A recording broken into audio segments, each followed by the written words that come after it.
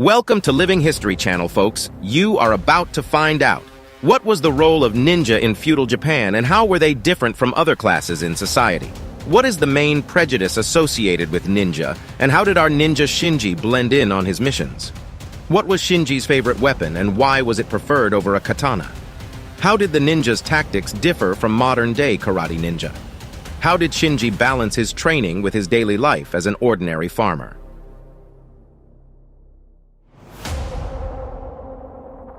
Today, we will try to convey and explain to you all the genius, mystique, and power of ninjas that existed in reality. This is not a meme about stealth assassins. In the next couple of minutes, you'll see for yourself. And help us Shinji Kagawa, a real ninja, who lives in a small village of Koka, which is a couple hundred kilometers from the Japanese capital, Tokyo. It's 1490 AD, and around our Shinji, there's the most ordinary village you can imagine. The people around here herd sheep, grow rice, and sip sake on cold evenings while telling tales and playing the incredibly fascinating card game, Karuta. What's the specialty of this village? The fact that even the most desperate criminals are afraid of appearing in it, and the respected rulers periodically send gifts to our Kagawa and his family. And all because the entire village of Koka is populated by ninjas, including the girls, who have been quietly doing the same thing. Remember in our video about samurai, we talked about the strict class system that reigned in medieval Japan. The highest caste was the samurai, endowed with the right to kill anyone they saw.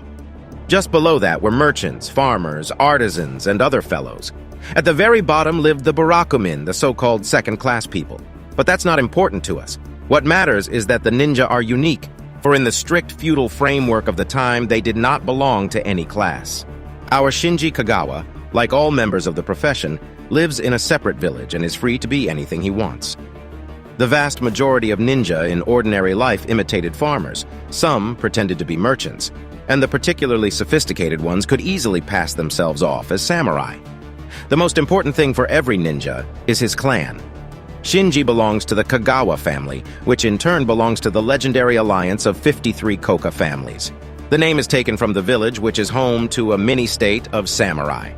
Koka exists to this day, being a city in which the attraction that allows you to live a day in the skin of a ninja is very popular. However, the attraction has nothing to do with reality. You're just asked to put on a tight suit, throwing shuriken, and go through an obstacle course. In fact, our Shinji, his family, and an alliance of 53 clans have had more epic tasks. From the 10th to the 17th century, Japan was a feudal hell for 700 years. The rulers of the various cities and provinces were constantly at war with each other, and in this environment, everyone needed an advantage. An advantage that would make it possible to assassinate high officials without being seen, sabotage them, and win wars with a minimum of bloodshed. It's not hard to guess that ninja became that advantage. That's why they were allowed to settle separately and no one disturbed the peace of the guys. In general, it would be incorrect to call our Shinji a ninja. In those days, members of the profession were called shinobi no mano, or shinobi for short. The word ninja came to us from China. If you read the Japanese hieroglyph shinobi in Chinese, you get ninja. Since it was the Chinese who spread the glory of assassins around the world, the word ninja stuck and is still used today. In fact, it is incorrect to call our Shinji an assassin. Shinobi is more of a spy saboteur, as killing is at best 10% of the work done by any ninja clan. The other 90% is scouting, stealing secret data, setting fires, poisoning water, and other joys of the spy life. Those clowns you see in movies or at ninja festivals have nothing in common with our Shinji Kagawa. He'd beat them in every way, because ninjas aren't made, they're born. Kagawa's mom and dad just gave birth to a baby boy and immediately started training. They hung the basket with the baby in it in the corner and periodically rocked it so that the baby would hit the walls. Without damaging his brain, of course.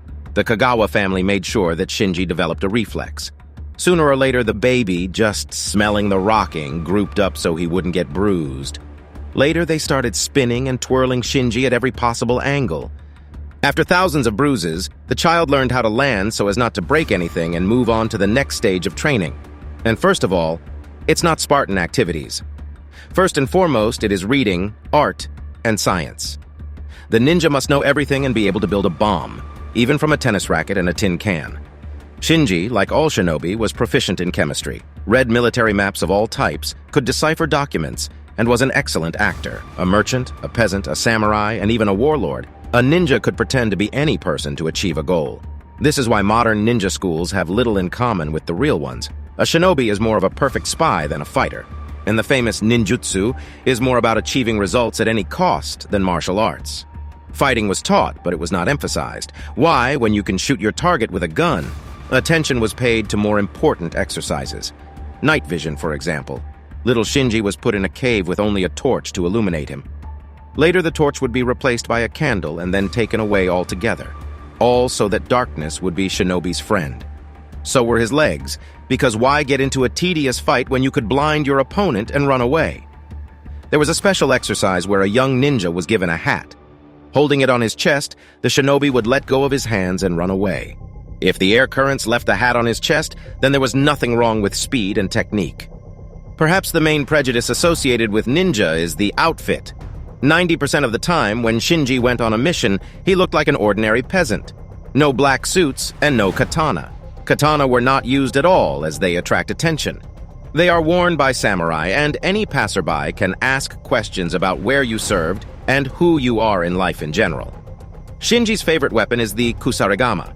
It is a sickle on a long chain that can be used to cut off any limb, including the head. But what the samurai liked best was that when taken apart, the kusarigama looked like an agricultural sickle. Wars were simmering everywhere, and everyone was subjected to strict inspection at the entrance to the city, and a ragged peasant with a sickle raised minimal questions from the guards. Neither Shinji nor any other samurai wore those very black suits in reality. It's silly, because it doesn't help to blend in with the darkness in any way. The ninja suits for nighttime outings were brown, ashy, or dark gray, which are the colors that help one blend into the gloom. The same can be said of shurikens. Not all clans used them. The ninja's main tactic was rationality. They were on the leading edge of technology and widely used guns, brass knuckles, and other technologies unseen at the time. Shinobi studied all sorts of martial arts, but only for the purpose of dissecting them.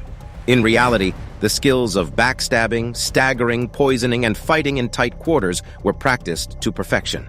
Today's karate ninja with their dancing would not last a minute in such combat. So for 200 of the 365 days of the year, our Shinji trained and led an ordinary farmer's life. A visiting European wouldn't have realized what village he was in, but all the local rulers knew who to turn to in case of a problem. The scheme is simple. Suppose Tokyo feudal lord Sun Hyung-min is preparing for war with Takafusa Kubo from Fuji. Rumor has it that Fuji's army is 3 times his own. Sun sighs and sends a delegation to our village of Koka. The delegation looks more like an armored train laden with gold and food. Arriving at the village, the negotiators give gifts to the respected ninja of the Koka clans and ask for help. The guys are satisfied with the amount of gifts, and our Shinji is summoned by the Kagawa family for a briefing. A decision is made to hit the mystics and put out a rumor that the Tokyo feudal lord is being helped by the elements, and there is no point in going to war.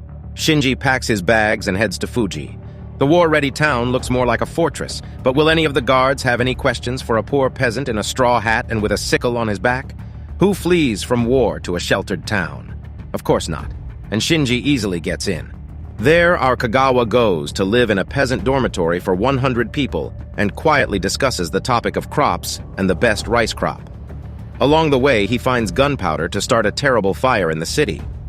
Shinji explains to his workers that his brother, who lives in Tokyo, told them that the local ruler Song Hyun-min is cooperating with the elements, and this is just the beginning. The laborers spread rumors throughout the city, and Shinji continues his dirty work. After eliminating a trader carrying weapons, Kagawa easily disguises himself as one and infiltrates a samurai camp.